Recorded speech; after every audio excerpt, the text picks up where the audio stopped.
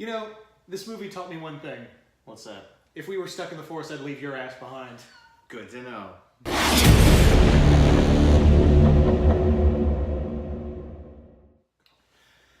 Hi everybody, welcome to another new segment. We're just cranking those out, aren't we? Yes, we are. And it is Netflix and Beyond, where we talk about shit we find on Netflix.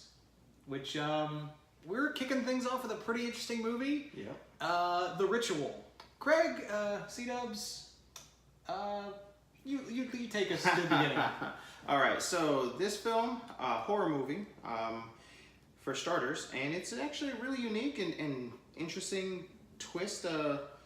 Plot of the film: a couple of guys, they go on vacation.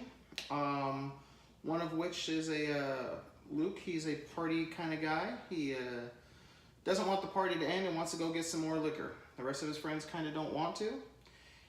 So finally one of his friends joins him and they go to the liquor store, and while they're purchasing the liquor, the place gets robbed. And Luke, whether through sheer cowardice or self-preservation, decides he's going to hide while the place is getting robbed. And his friend, Robert, who is essentially attacked for his wedding ring and his wallet. The guy was willing to give up his wallet but was not giving up the wedding ring. And he proceeds to get his head bashed in. And from there, we basically fast forward 6 months to the guys getting together to honor their friend. A group of 4 guys get together and they go into the wilderness. I believe it was, where was it? Greenland? Sweden. Sweden, yeah, that's right. They did mention it. They go into Sweden and to honor their dead friend, and hijinks happens basically. Hijinks of the Celtic demon god kind of variety. Demon god is right. The best way I can describe what we are getting ready to dive into is a mix between the Witch, the Blair Witch, and the Avengers. I wouldn't say event. I would say more like something like... Oh no, the Avengers. We got the spawn, the demon spawn of Loki. That's what I meant by that. Oh, okay. Oh, okay. Like, now I get you. So we're essentially dealing with the demon spawn of Loki, one of his many bastard children. Yeah. For those who don't know, in Norse mythology, Loki had a shit ton of bastard children. Ymir, Fenrir, yeah. Hela. And minus Hela, as we all know, the rest of them all kind of don't look too human. It really does kind of look like if you had taken, Loki had come down and decided that Bullwinkle looked really attractive. And he just wanted to boink Bullwinkle. And hey, Rocky, watch me pull a rabbit out of my hat. And essentially what we get is probably the most terrifying creature to come on screen since probably the early 90s, with maybe Pumpkinhead, Alien, and Thing, those type of creature features that have like these stand-out monsters. We probably haven't gotten one to this extent. And this unique looking. Oh yeah, I mean, it was beautiful, horrifying, all of the above. Yeah, like when you see it, like you think it's a deer creature because it's always from afar. Right. When you see it up close and see what its head is, oh man, you need a moment to process. Right, it is one of those things where it's like, wait, what am I looking at? And it's like, oh, and then you're just like, what the? So anyway, so these guys, they get lost in the woods, and it starts out where you feel like, oh man, I've seen this before. Yeah. It's gonna be a group of hillbillies, or it's gonna be an evil witch, or it's gonna be nothing. Or it's gonna be all in their head, and they just went stir crazy being out in the woods for so long. So the 4 friends, they decide that they're gonna go hiking through the woods. They get to this spot, and they kind of put some trinkets that remind them of Robert, and then they pour out some liquor for him, an excessive amount of liquor for him. Hey, the dude needed the drink. I'm telling you. And then as these guys proceed to kind of trek their way back through the wilderness, one of their friends, Hutch, I think. Hutch, yeah, he ends up tripping, falling, and basically destroying his knee, ripping ligaments in his knee. And throughout the film, you see it kind of turning black and blue. And so now he's kind of limping. So they're like, well, we can't just truck all this way through with him. you know, oh, there's a shortcut through the woods, and as we all know, we never ever take the shortcut. That's horror movie 101. Ever take the shortcut through the woods? Absolutely. So, you know, they go trucking through the woods, and you know, we start to see some of the dynamics between their friendships. Some of them seem a little closer than others. Yeah. They were all close, like they were all college friends. Right. But only Luke was the one who didn't really have his life together. And he feels responsible, and his friends don't want to say it out loud, but they feel like, you know, you're the one who got Robert killed. Right. If you didn't need that drink, if you didn't take him with you, and why weren't you there to help him? Yeah. During all of this, and I again, mean, if you had at least stepped in, you know. Right. They may have deterred them to some degree, because then it would have been an even fight, and they wouldn't have felt. Or at least tried to jump in. Right. Like, even if you didn't lose his life, you know, even if Robert still had died, like, you did. The point is, you did nothing. Right, and again, either through whether it was sheer cowardism, or you know, just trying self-preservation, Or just completely terrified. Yeah, sure. I mean, again, the dude was in a situation that he had never found himself in, and all of us can sit here and say, you know, oh, I would do this, I would do that. We don't know until we're in that situation. Yeah. So, anyway, we clearly get that some of them hold Luke responsible for the death of their friend, for Robert. And as we're going through this, they end up going through the woods, and they come across some symbols, and they see some. Oh no! First thing they come across is the moose. Yeah. We get a shredded. Is it a moose or a bear? I think it's a bear. Yeah, I think it's a bear. I think there's a bear basically hanging, and when we're talking woods, we're not talking like just lush greenery. We're talking about tightly dense woods. Yes, there's some lush greenery, but the woods make you feel little. Oh yeah, like you're really claustrophobic by how dense the woods actually are, and the tree line. Essentially, they come across this bear that's hung up, clearly at least probably 8 to 10 feet off the ground, basically gutted, hanging from tree limbs, piercing through its body. And you know, when you come across something like that, it doesn't matter who you are. You be Mike Tyson, you're freaking out. Yeah, and they do freak out, but what I like is that they're not like, oh, you know, this could have been that. It's like, no, this is some weird shit. I don't want to bother with it. Yeah, it was, like, it was rational, really realistic. It's like, we're not effing with that. We're getting the hell out of here. Yeah. But they do notice that the bear is still bleeding. Yeah, like... So they're like, this just happened. Like, this is fresh. Yeah. Whatever did this may still be whoever, here. like, Whatever the things like they think it's like poachers or something like that. Right, yeah. So exactly, that's exactly what they're going through. They're talking about poachers and things like that. Hunters are like, we want no part of this. We're getting out of here. So they're like beelining it as fast as they can through the woods with their practically handicapped, crippled friend. And all of a sudden, a storm brews, right? Yeah. And they come across the cabin in the woods. And rule number 2 in any horror movie, especially in the woods, what you don't do, if you're not going to you definitely don't take the shortcut. The number 2 rule is you don't go in the damn cabin, no matter what, people. You got tents, pitch them. Right, exactly. If not, sleep. It's just a little water. It's rain. Who cares? Well, you get pneumonia. I don't care. I don't care. But like when they the moment they here would be my moment where I'd be like, nah, I'm gonna keep walking. Was when they go upstairs and see the idol. Right. Up there. I was getting to that part. Yeah. I was like, when they go in there, and if I was in that group, I'd be like, nah, you know, I'm gonna take my chances out in the thunderstorm. So y'all have a nice night. You know. Exactly. So they get like you were saying, they get inside, guys. And the first thing they do is it's a little leaky still, but it's not, they're not getting downpoured on anymore. Mm-hmm. Sort of like this old oven may still work. Of course, a few of the friends are like, well, what if the guys come home? You know, what if the owners come home or whatever? And they're like, man, no one's coming.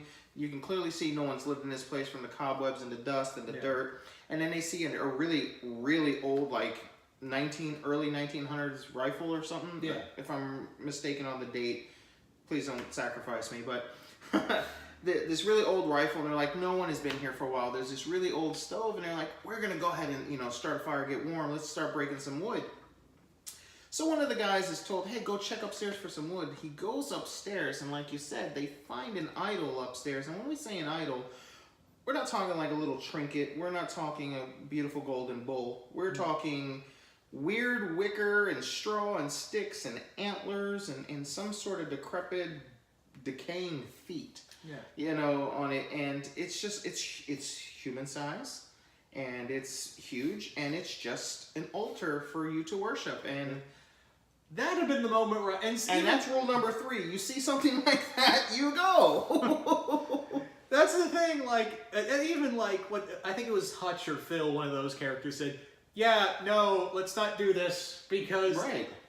And that's what I like about this movie is that they do take some dumb decisions, but at least they're not like completely stupid. Like they know some of these are really bad ideas, but they're kind of like left without options. And one of the guys, like, right off the bat, is like, "No, I'm not messing with this. This is witchcraft. This is witchcraft." And then, of course, then we have the rational one. He's like, "Man, that doesn't exist. That doesn't exist." And the one guy that, what was really good about it and what really struck me is like, as cold as they are and as much as they needed wood, they could have easily started breaking off pieces to this idol.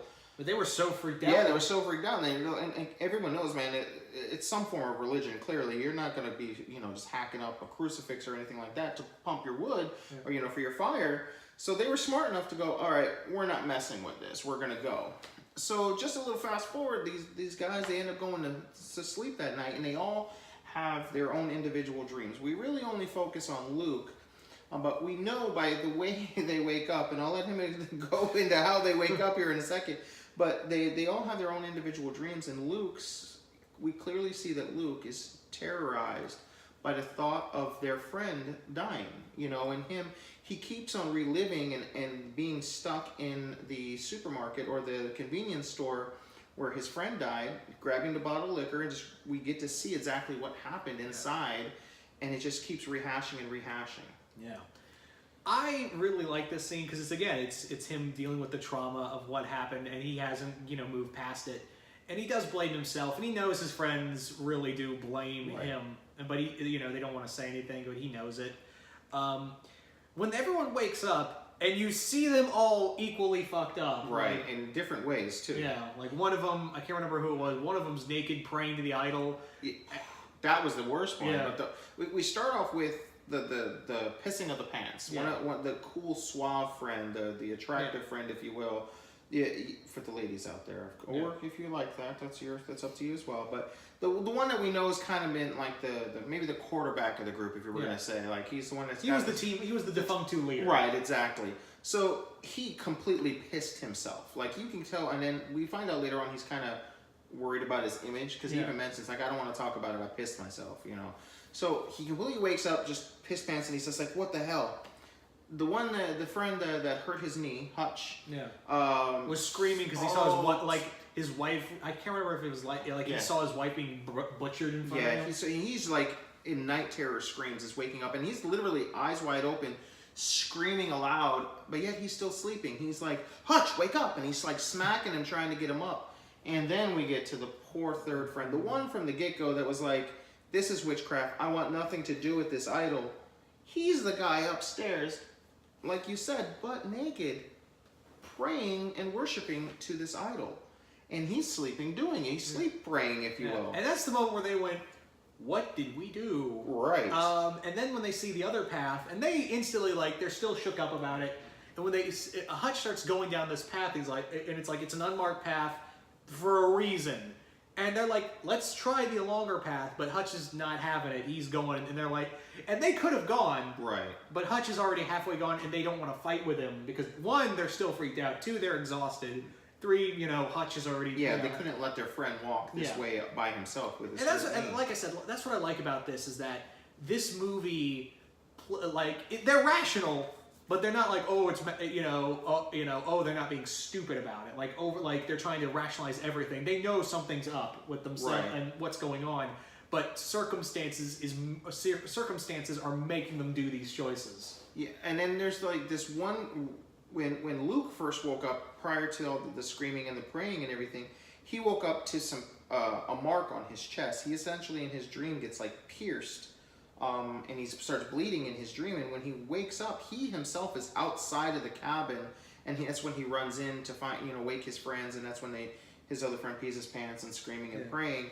But he ends up having this circular, almost looks like maybe just 5 piercings into his chest, if you will, in a circular motion. And we don't really talk much about that now. It does play something later into the film, but they don't really talk about it. And like you said, they end up going, when they come out, they see more of those symbols, and they're like, what the hell, we know, if we would have seen that last night, we wouldn't have stayed here. Then they go down this path, and it just gets worse and worse for these guys. They end up, there's a scene when they finally are walking for as long as they could walk, and they just stop, and they basically pitch their tents, which is what they should have done in the first place. Okay, and we go through the nightmare scenes almost all over again, and then all of a sudden, you know, Rico Suave of the group is just pulled right out of his tent, and you just hear his horrifying screams throughout the forest.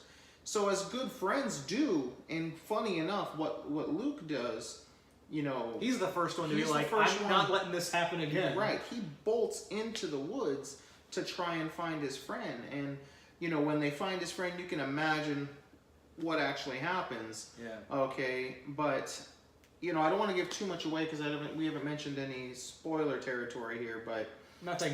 Well, we did mention the creature. But we did mention what the creature is and looks like, but we haven't really focused on what just kind of what's happening to these guys. But this movie is something that kind of really dives into Luke's head and makes you. At first, you're just like, this guy is a coward. And then you're like, no, he just was a victim of circumstance where he tried to save himself, you know, and you can't blame somebody for that. You know, at least I don't feel you can. But lo and behold, he proved to himself and his friends that he comes bolting into the woods, pitch black, chasing after, just following the voice of his friend's dying screams with his, you know, hobbling friend and freaked out. The one that's the most freaked out was the one that was praying, trying to follow him, and then they essentially get lost in the woods. He's like, we can't keep going. We're not going to find our way back to the camp. So they wait till morning, and when they find their friend, I'll let you take this one. It's the moose, the moose or bear, whatever it was, all over again, and this time their friend. Yeah, and it's in because now he was like again the defunct. He was like the defunct leader, and now they're really at each other's throats. But Luke's the one who's like, guys, we can kill each other later. I just want to get out of this forest and, you know, focus on that. Let's focus on that. Then we'll, you know, sort everything out from there. And it was a really horrible, horrible situation to be in because there's their friend, 8 to 10 feet in the air. You've lost another friend. Another friend, gutted. But the worst part is he had the essential equipment that they needed to get out of the woods. He had the compass on him. And he had a pocket knife, the only weapon available to them. So what did these friends have to do? They had to pull him down. So, you know, just put yourself in their situation, trying to pull down someone you care about, like in that situation, and then pull these trinkets off of him. And then, you know, one guy's like, we got to get out of here. The other guy's like, I can't leave him like that. The other guy's like, no, we need to bury him. He's like, no, we'll go get help and send somebody, you know. So it's like, what do you do in that situation? Yeah. The other thing is that the other thing they bring up in here multiple times in this movie is that outside of Luke, everyone has a family, and they bring up multiple times, dude. He lost his. You know, what are we going to tell his family? What are we going to tell his wife? Exactly. What are we going to tell his wife? Like what are we going to tell his daughters? You know. Exactly. So it's like you clearly are in it. You see the turmoil and the. So they kind of just decide to. Not bury him, but they kind of cover him with like rocks and sticks, and they just kind of so that the elements and not necessarily like any wolves or anything can come and just like start eating him or something to that effect. You know, so they continue this trek, and then they come across these like little stumps, if you will, like if trees were cut down and then there was like an X cut into them, and he's like, you know, Hutch, the one with the bum knee, he's like, clearly this is. A path. Clearly, this is civilization. But people did this. But this time they're like, this is not normal. Yeah, this is not normal. And then they are on the point. They're like, look, some weirdos, some freaked out hillbillies that live up here. They did this. We need to get out of here. So they kind of start veering a little bit away from the path, going down, like downhill through the stream. And when they get to the stream, they start seeing footprints. So this is the point where. Minus an imagery that we saw earlier that we didn't actually talk about when just before their friend dies, he's like, I'm going to run up to the top of the hill and see how far the landscape goes, see how close we are to civilization. And it's probably one of the best scenes in the film where he gets up to the very top and it's just more woods. And he's just like, oh man, like what are we gonna do? And as he's staring through these thick, excuse me, this thick woods, and these, if you've ever seen the original opening to the old show, the horror sitcom Tales from the Dark Side, you know the forest that I'm kind of talking about, guys. But anyway, we're talking about maybe trees, maybe about yay wide, right? And they're just so close together. And there's no way anything can physically stand behind those trees without being seen. Yeah. But he's seeing straight through the tree line, if you will. But then he all of a sudden notices there's a hand on the tree line. And it pulls back behind the tree line. But you know, there's no way, shape, or form anything could have been standing there, because you see through both sides of the tree, and nothing is that small, skinny.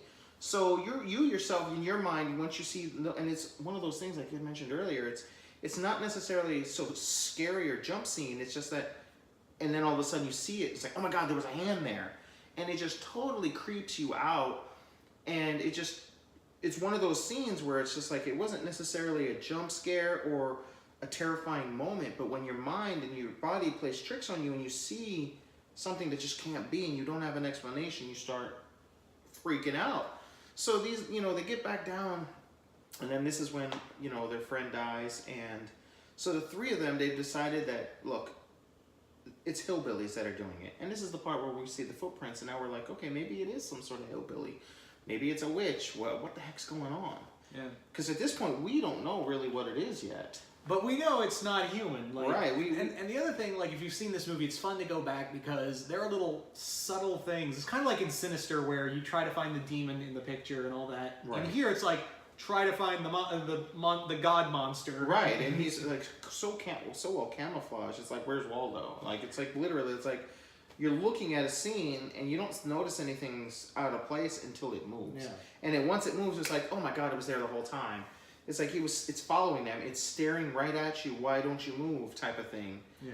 And then, of course, again, not to spoil too much, we start losing another friend here and another friend there.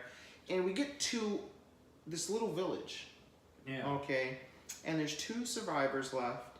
And they end up captive. It's Hutch and Luke. Hutch and Luke, yeah. And the main guy and the one with the bum knee. And they're basically being held by these really old people wearing really old garments. Yeah. And they're clearly not from this era. It's clearly like you don't know exactly what's going on yet, because none of this has been explained. And they don't speak English. They're speaking in a native tongue. And you just put yourself in a situation, because now they're in some sort of basement. They're in their underwear. They're basically chained to a wall. Okay. And then all of a sudden the door opens up and these old folks come in and they start like talking to each other. And, they go and they give Luke some water. Okay. And they happen to notice the mark on his chest. And then the main old, I guess the senior of the group, if you will. Yeah, the matriarch. Matriarch, or the whatever, the leader of the group, she has the same mark. And it's clear to see that everyone in this camp has that little circles that Luke has. And she walks over to Hutch to check if he has it, and he doesn't. So they basically give him the bird for the most part, and they walk out, leaving him. And they're like, no, and Luke is like, give him water, give him food, give him water, he needs water. And they just ignore him and leave. And it's at this point we eventually get someone who does speak English comes in. They take Hutch as a sacrifice, and they beat the snot out of him. You don't see it, but you just hear it. Yeah, and it's like, yeah, and then when he comes back, his eye is like 3 times the size. He's black and blue all over, bloodied. And during that time, someone who does speak English comes down to kind of clean up Luke, and she lets him know that they are all troubled. They all suffered great pain and loss, and that's kind of what the symbolization of that their God essentially marked him. And is the only reason why he himself is still alive. Yeah. And they're prepping because the God wants him to be a new acolyte for him. Exactly. It's perfect words, yeah. So, lo and behold, Hutch comes back and he's black and blue and he's like, is everything okay? He's like, and he's telling him, and he tells him eventually he reveals what his dream was, and like he said, he ends up seeing his wife coming to him before he dies, and he's like, I've seen this already. This is where I die. He goes, and he tells him, he's like, get out of here and burn these mothers to the ground. Yeah. Right? And here's where the movie I kind of wish had this different turn, because Hutch dies. And what I would have liked to seen is that he manages to save Hutch in kind of way of feels like he redeemed himself for not saving Robert. Yeah. And that's the only thing I would have liked to seen, like him and like him dragging Hutch out. Like, I managed to save at least one of my friends. Right. Like, I would. Even if he passed, maybe just take his body with him, not leave him there. Yeah. Yeah. And it's a nice thing because we throughout this we see that Luke is going through this change, and when he sees Hutch die, you see him snap. Like, oh yeah, that's it. Like, so basically, Hutch is the god that they've been praying to, Loki's son. I forget. They basically say he doesn't have a name because he's nameless. Like, they don't dare say his name. That's how revered he is. But essentially, he's prolonging these people's lives for thousands of years, hundreds of thousands of years, probably. It's implied that they're like Vikings. Yeah, essentially. So a couple of hundreds of years old at the very least. And he's keeping them alive because they worship him. So for the gift of long life, you know, and no pain and no sickness and all of that good jazz, they just basically have to worship this guy.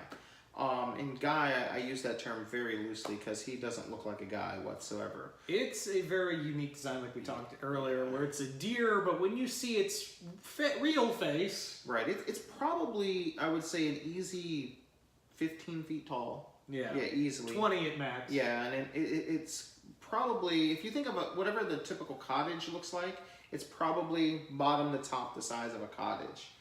And its antlers are, they themselves almost look like hands, to be honest with you. And then it's got within its own body like an hood. Yeah, like it's a face inside the face. Yeah, it's like a face with inside arms. the face that has actual human arms that come out. And it has these yellow piercing eyes that kind of stare into your soul and can make you see things. So Hutch, this is the point where he's strapped to a pillar and he sees his wife run out of the woods screaming. And she sees him and she runs up to him, she's caressing his face, and it's at this moment Hutch kind of snaps out of it and sees that it's this big giant monstrosity just literally holding him by his face. Okay, and it's at this point where he's not worthy and he goes for a ride in the trees. You know, he finds his way staked to a tree as well. Yeah. And like you said, it's at this point that Luke just goes bananas and goes Rambo, Commando, all on, and Hutch, if you will, from Predator. Is this his name, right? Dutch. No, Dutch. Yeah. And goes Dutch on these guys. So he basically, like Hutch said, he's going to burn this place to the ground. And he finds, like, I guess the source, because the interesting thing is that they give you enough to give you a sense of what's going on, but they don't over-explain it. Right. And I like that. I like that. There's still mystique about the whole story. Like, where did he come from? What is he? I feel like if I knew those answers, I'd have been a little bummed. Yeah, I think so too. And it kind of, I mean, this is a movie that doesn't need a sequel, but if there ever was a sequel, maybe there's more to the lore that maybe will intrigue us. So I'm glad it wasn't ruined now, but hopefully there isn't a sequel to this movie. But so long story short, you know, he ends up burning this church down that they pray to him, and there's people in the church that are withered corpses is the best way to explain them, but yet they are still alive. Like, their life has been prolonged so far that even their dead bodies still hold their life. Like, he's not letting them go to heaven, hell, Valhalla, wherever it is that they themselves would find themselves, limbo. They're stuck in these withered corpses, worshiping to an altar, essentially, which I guess gives him more of his power. Yeah. And he starts burning them down. And when Luke does that, it doesn't go well for the worshippers, because the moment that happens, he thinks, you motherfuckers. You let this happen. Yeah. You betrayed me. So he starts ransacking through some of the worshippers, and of course some of the worshippers start running, the acolytes, if you will, know that it's not them, it's Luke, so they're rushing back in to try to stop Luke. At this point, Luke ends up finding a gun with just 2 bullets, and if you remember how big we said this monster is, this god, you know 2 bullets isn't doing jack. Yeah. He ends up wasting one of the bullets on one of the guys that confronted him, so he's down to 1 bullet. And he uses it on the god, and he's like, yeah, I can hit it, and it looks directly at him like, try it again, please. Yeah, you see this look on his face, and it's like, it was at this moment Luke knew he effed up. So he ends up finding an axe from one of the other. There's a great scene. Hold on, wait. I want to talk about this one scene because I laughed my butt off. So the matriarch, the main old lady, she's the first to confront him as he's burning everything down, and she just stands there like looking at him all disappointed, like, and he just turns to her and he punches her square in the nose and knocks her out. Probably killed her, I don't know. But well, the god kills her. That's right. He just pops her and knocks her out, and it's like, I didn't see it. It's what I would have done. I don't recommend hitting ladies, but when you're in that situation, you got to do what you got to do. But he's like, boom! I was like, yes! So he ends up shooting him. He ends up shooting the god, and the god looks at him like, you just effed up. So he grabs the axe and takes off. Yeah, and the other thing we forgot to mention is that there is a room full of campers and family. They even found like along the trail all these little bits of family. Oh yeah. So they've been doing it. It's another indication that how long they've been doing it. It's very much like in that scene and a couple others. This very much felt like a bit of The Hills Have Eyes. Right. It's been going on for years and years and years, and no one's the or wrong turn. Like pick your point. Yeah, exactly. And another again, like we were talking, like hillbillies and whatnot. Yeah. So yeah, they end up finding when the guys again, we're backtracking just a little bit here, guys. When the group that we've been following, the 4 friends, they come across a campsite, and they're like, oh, they're going through it to try to find out if there's any supplies or any information or any help or anything, a cell phone, anything. They end up finding a wallet, and in that wallet is a credit card that expired in 1987. So clearly that family was camping there in 1987, and they disappeared. So this has definitely been going on for years, and this movie takes place in current day. Yeah. So at least, close to 20 some odd years. Well, if you look in the room, there's where they keep the other supplies that they've taken. You see the like hints that this has been going on forever. Yeah, for years and years. So yeah, Luke is running away, trying to get out of the woods, trying to escape from the god, if you will, and the god catches up to him, let's just say, and he hits him like a moose would, boom, and he goes flying probably a good 20 to 40 feet in the air away from him. And when he gets up there, one of my favorite scenes actually happens when he's face to face with this monster, this horrible creature. The creature forces him down, basically without words, telling him to bow to me. And he drops him down to his face to the ground, and he's like, stay there, now worship me. Because I just killed all my other acolytes. I got you. So yeah, exactly. I just kind of effed up in my own right. You're my new high priest. Right. Congratulations. Exactly. And you can kind of see the movie doesn't really tell you, but I don't think it really needs to. That this is the point, and it's been kind of building up towards where Luke, all of his faults and his pain may have gotten him the mark of not being there for his friend, but he's clearly been there for his friends since then. He is standing up, and he's no longer haunted by his past. He did what he did out of self-preservation or whatever the case may be. Okay, but here in this moment, he would have saved his friends if he could. And he's not bowing to this thing, so he stands up and hits the thing right in the square in the face with the axe and gets out of there, guys. And, oh man, it gets... Yeah, because like the monster's roaring back, he's screaming back at him like his way of, you are nothing. Yeah, so basically, Luke gets just outside the tree line, right? Yeah. Just outside basically he makes it out of the dense forest. Out of the god's realm of power. Exactly, because I guess it's this secluded area. Yeah. So they're literally standing at each other like maybe 10 feet away. 10 feet away, maybe a little more. But you got the tree line and you got Luke, and he's yelling like in its bizarre, wicked, godlike roar, okay? And then Luke just looks at him for a second and just yells back at him, and it's a power of, I've conquered my fears. And I've conquered you. Exactly, and I've conquered you. And it's really a really powerful scene. And the god backs down. Yeah, exactly. And the guy just backs away and he's like, fine, whatever, and I'm out of here. Well, it's like he lost. Yeah, he realized it. Yeah. He needs to go lick his wounds and his axe to the face.